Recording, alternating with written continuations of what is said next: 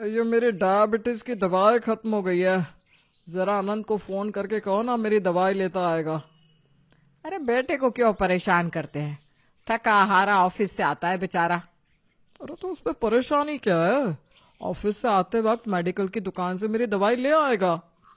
अरे नव्या है ना, मैं उससे कह देती हूँ। लेकिन वो तो अभी खाना बना रही है। तो क्या हुआ, थोड़ी देर के लिए आपकी दवाई लेने चली जाएगी तो उसपे क्या बिगड़ जाएगा। ठीक है, जैसा तुम्हें ठीक लगे वैसा करो। अरे नव्या बहू, जरा बाजार जाकर ये अपने पापा जी की डायबिटीज की दवाई तो ले आना। मम्मी जी, मैं खाना बना रही थी। इस वक्त बाजार जाऊंगी तो खाना बनाने में देर हो जाएगी ना। अरे कोई बात नहीं, पहले अपने पापा जी की दवाई लिया, वापस आकर खाना बना लेना। वैसे मम्मी जी, रोटी तो सारी बन गई है, बस दाल में तड़का लगाना है। मैं बाजार जाकर आती हूँ, तब तक अगर आप दाल में तड़का लगा देंगी तो खाना टाइम पर बन जाएगा।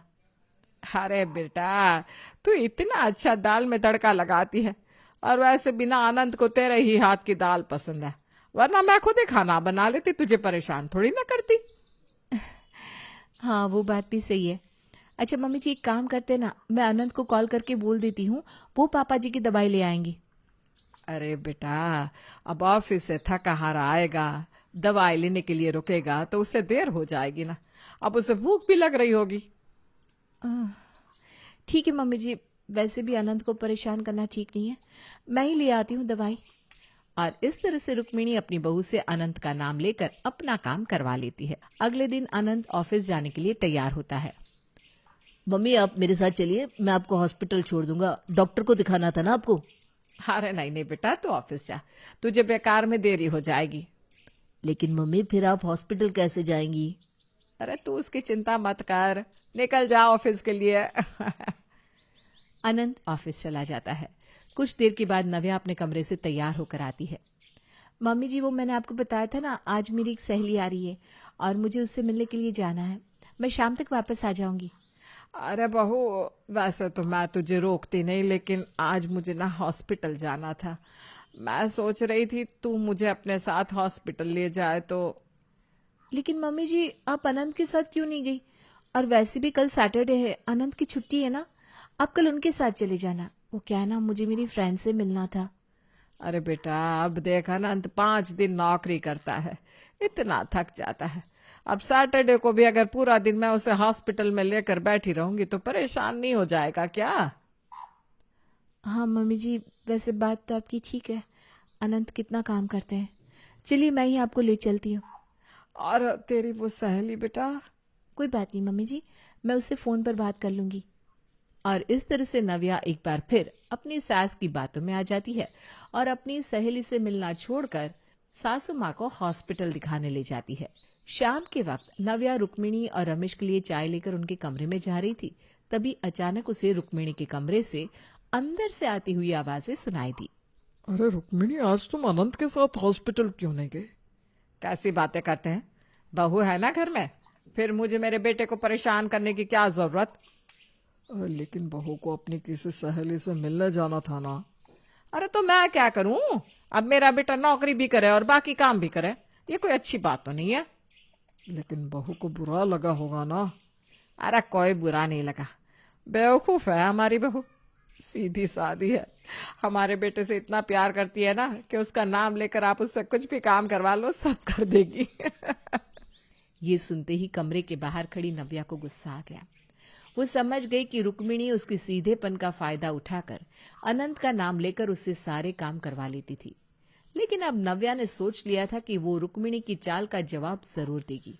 और फिर अगले दिन, अरे नव्या बहू, घर का राशन पानी खत्म हो चुका है, तुम जरा सुपरमार्केट जाकर सारा सामान खरीद लाना बेटा।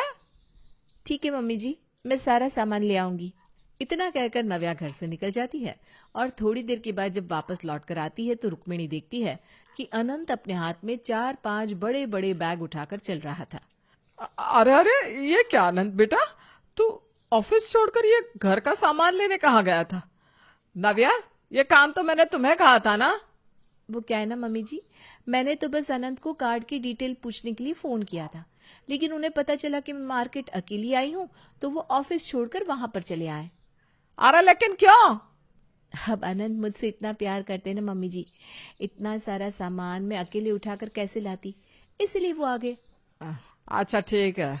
फिर कुछ दिनों के बाद रुक्मिणी के घर की साफ सफाई का काम चल रहा था और घर के स्टोर रूम में रखे भारी सामान को खिसकाने के लिए रुक्मिणी को किसी मजदूर की जरूरत थी। अरे रुक्मिणी, किसी मजदूर को बुला लो, ये स्टोर में रखा हुआ भारी सामान कौन खिसकाएगा। अरे क्या जरूरत है मजदूर को पैसे देने की, बिना बात के पैसे मांगेगा। नव्या है ना, मैं उससे कहती हूँ। अरे लेकिन बहू, इतना भारी सामान कैसे खिसकाएगी? तुम आनंद से कह देना, वो उसकी मदद कर देगा। आपको मेरे बेटे से क्या दुश्मनी है, हैं? एक दिन चैन से सो नहीं सकता क्या वो? अच्छा अच्छा ठीक है, जो तुम्हें ठीक लगता है वो करो। अरे नव्या बहू, जरा इधर आना बेटा। क्या हुआ मम्मी जी? बेटा ये स्टोर का सारा सामान खिसका दो ना। सामान ना थोड़ा भारी है, लेकिन मैंने सोचा अगर मैं आनंद से कहूंगी तो उसकी नींद खराब हो जाएगी। मम्मी जी आप ठीक कह रही हैं, ये काम तो मैं ही कर देती हूँ, मैं बस 2 मिनट में आती हूँ। अरे कहाँ जाना है तुम्हें? दूसरे कपड़े पहन कर आती हूँ ना मम्मी जी, ये कपड़े खराब हो जाएंगे। इतना कहकर नव्या अपने कमरे से निकल कर आती है।